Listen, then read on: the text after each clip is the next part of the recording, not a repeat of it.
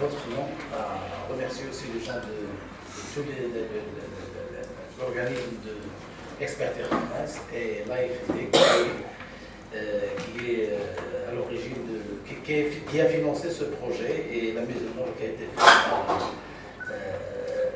Expertise France. Sans oublier M. Nalir qui est le responsable de ce projet à la région. Et je remercie toutes les associations présentes ici, en particulier l'ND qui est une association. Le deuxième appel à projet qui a été, tout en sachant que le premier, il y avait presque personne, parce que vu que les conditions, les formulaires, il était un peu plus pas délicat pour remplir le formulaire. Mais là, je tiens à remercier vivement tous les membres de la commission qui ont participé. À l'origine de fonds qui nous ont obligés d'utiliser, de un peu contraindre les associations à des situations difficiles. On a beaucoup lutté justement. Surtout, c'est que ces projets-là puissent avoir un impact. On espère en avoir d'autres. On espère qu'il y aura pour vous soutenir, pour vous accompagner, pour vous aider. Donc n'hésitez absolument.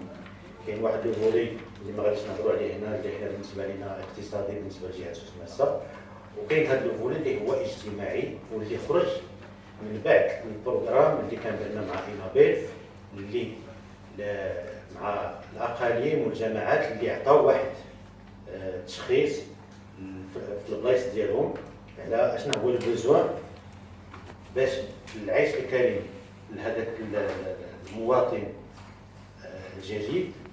وكذلك بالنسبه للتوجهات الملكيه اطار التعامل مع المغاربه العالم في لي دو فولي، يعني اولا من يجيو لهنا باش نحاولوا نخدموا معاهم انهم يديروا يعني يلقاو راسهم في بلادهم ويسهلوا الامورات ديالهم، وكذلك بالنسبه للتمثيل ديالهم المغرب في d'autres projets. Pourquoi? Parce que vous savez très bien que la région de Souss-Massa est leader dans tout ce qui est associatif. Et généralement, peut-être malheureusement, les associations en général quand on travaille, il n'y a pas seulement d'éclair. Elles ne défendent pas seulement le projet dans sa qualité, sa manière de le présenter, leurs idées aussi, mais aussi ils sont obligés malheureusement d'aller chercher ici et de là pour... إذن أدمين محمد نائب رئيس جهة سوس مسا المكلف بالعلاقات الدولية والتعاون. اليوم تنعقدوا هذا الاجتماع اللي تنعتبروا حنا نتيجة سنة ونصف ديال العمل الجاد في ميدان الهجرة مع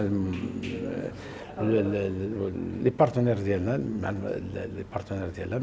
منهم لايف دي لاجونس ديفلوبمون دو فرانس اللي فينونسات لنا هذا البروجي ولا ميزون اوفر دارتها ليكسبرتيز فرانس. اذا هذه عباره عن واحد مبلغ مالي اللي كان ندعو ان اشاره الجمعيات الجهويه فيما يخص التنميه وخاصه الهجره.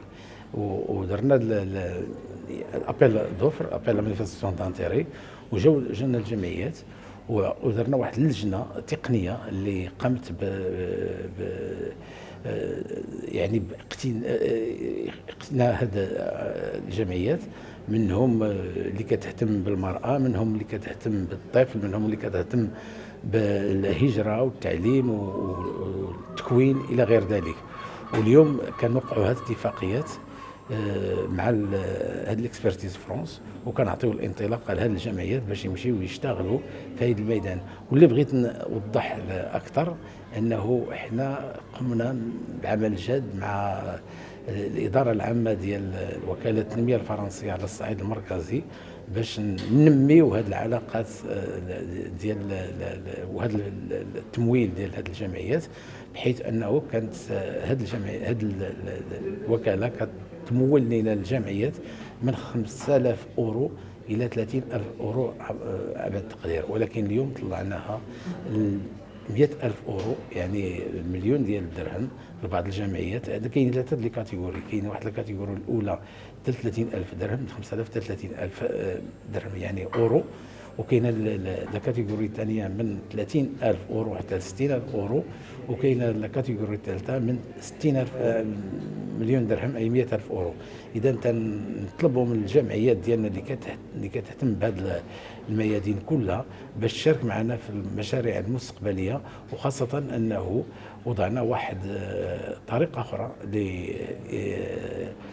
لانتقاء هذه الجمعيات، هو عباره عن واحد الفورميلار، واحد الوثيقه كتعمر بدون ملف ولا، حيت لاحظنا انه بعض الجمعيات ديالنا ولو انها نشيطه في الميدان، ولو انها نشيطه في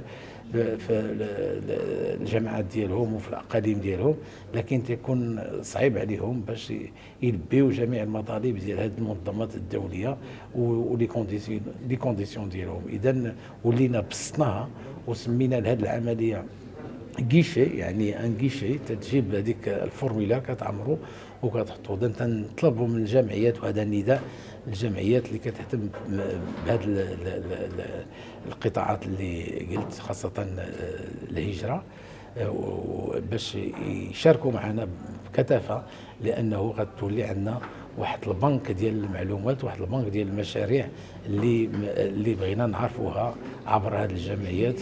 وان شاء الله نتمنى عما قريب ملي غنلونسيو هذا لابيل مانيفيستاسيون دانتيري الثاني باش يشاركوا معنا اكبر عدد الجمعيات في جميع الاقاليم الجهه. والشكر. Aujourd'hui, c'est un jour extrêmement important pour le projet PRIME. Je tiens à remercier nos partenaires institutionnels, le Conseil de la région et la Wilaya, pour leur soutien. C'est un peu le début d'une très belle aventure pour les associations que nous allons financer et qui vont mettre en place tout un tas de projets qui vont vraiment bénéficier la région dans le cadre du développement local, et aussi bénéficier les populations qui sont en situation de migration, comme les étrangers, mais aussi les éméreux et les éméreux de retour quand ils sont dans la région d'origine. Donc le projet PRIME, en fait, permet aux associations d'adresser ces populations, et j'espère que dans le futur, il y aura aussi plein d'autres projets que nous financerons. Merci beaucoup.